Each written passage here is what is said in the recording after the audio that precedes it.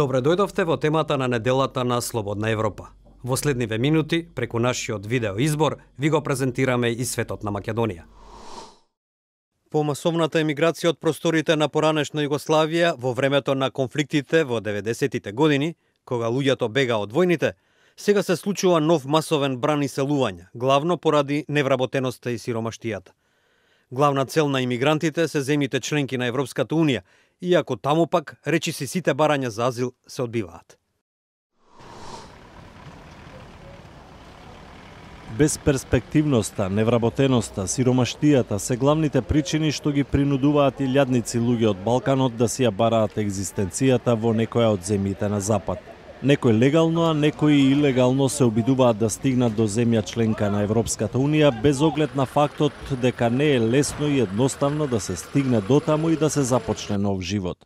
Многумина бараат азил, иако знаат дека скоро сите барања се одбиваат и потоа мораат да се вратат назад во својата земја. Најдрастичен пример на емигрантска голгота во последно време е Косово, од каде што илјадници луѓе на секаков можен начин настојуваат да стигнат до Западот. Само за еден месец околу 10.000 луѓе од Косово побарале азил во Унгарија, каде што најчесто стигнуваат по илегален пат и со помош на криумчари. Рутата е со автобуси од Приштина до Белград и Суботица, а потоа пеш низ шума, избегнувајќи ги граничните премини. Например, Вучитрн, град во северно Косово, само во последниве неколку месеци остана покус за 7% од популацијата. Председателката на Косово, Артифета Јахјага, посети група луѓе во Вучитрн кои чекаа на социјална помош, обидувајќи се да ги убеди да не заминуваат од земјата. Pesmedet ma herë të dimës që se ku kemi qenë edhe qysh kemi qenë. E kuptoj plotësisht edhe dëshpërimin e ju. Por na nuk kemi qytetar me hu. Луѓето пак безнадежни велат дека на Косово е невозможно да се обезбеди екзистенција. Jena të prit, nuk kemi dole. Që javë fëmija nuk kanë, hajde shkojnë akqyrën, s'po kanë me hangër o burë. As punojmë kësh, tani po thoi një, mos me dalë jashtë.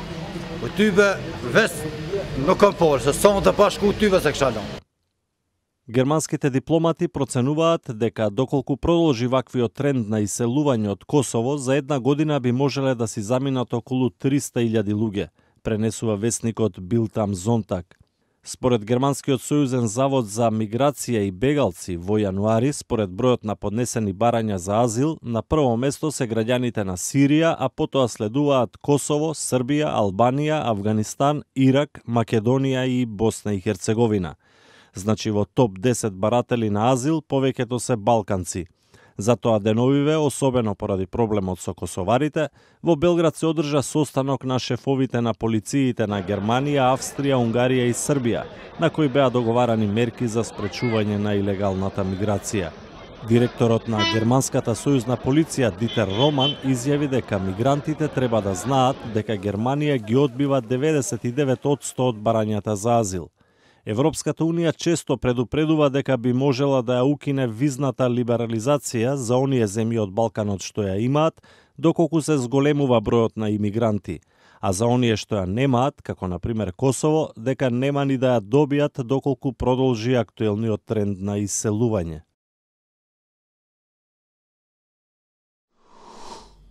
Тоа беше прилогот од студиото во Прага. Нашиот неделен видеоизбор го продолжуваме со информација и реакција на истата тема од Скопје. Македонија е меѓу државите кои имаат визна либерализација со Европската Унија, но земјата неколку пати досега е предупредувана да превземе мерки за контрола на иселувањето. При тоа не е доволна само поголемата контрола на границите, туку низа мерки за подобрување на животниот стандард на најзагрозените граѓани. Во потрага по поубава иднина и подобра екзистенција, трендот на масовно иселување на луѓето не е непознат ни за Македонија. Околу 1000 лица секоја година заминуваат од државата, а голем дел од нив се млади луѓе.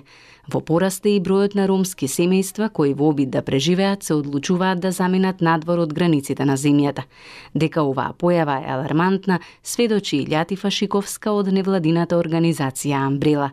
Меѓутоа, ако зборуваме во однос на шуторизари, ние делуваме повеќе на локално ниво во општина Шуторизари, значително изголемен број на иселување на семејства надвор во државите кои на некој начин нудат подобри можности.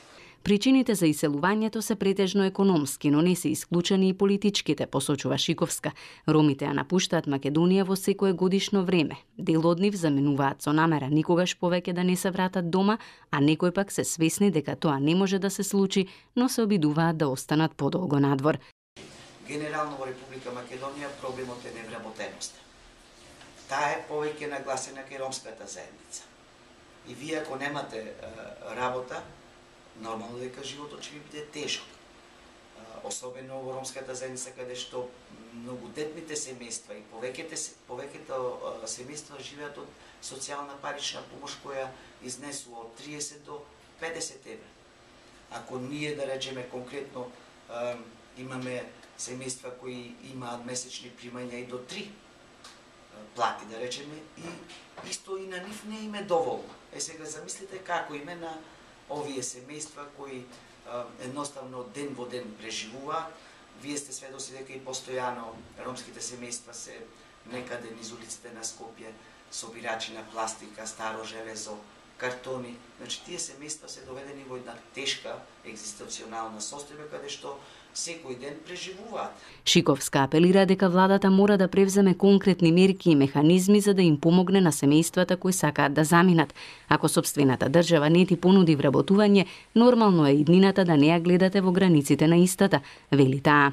Јас се надевам дека во иднина владините институции ќе се обидат да најдат некои конкретни мерки како да ги задржат граѓаните на Република Македонија во сопствената земја.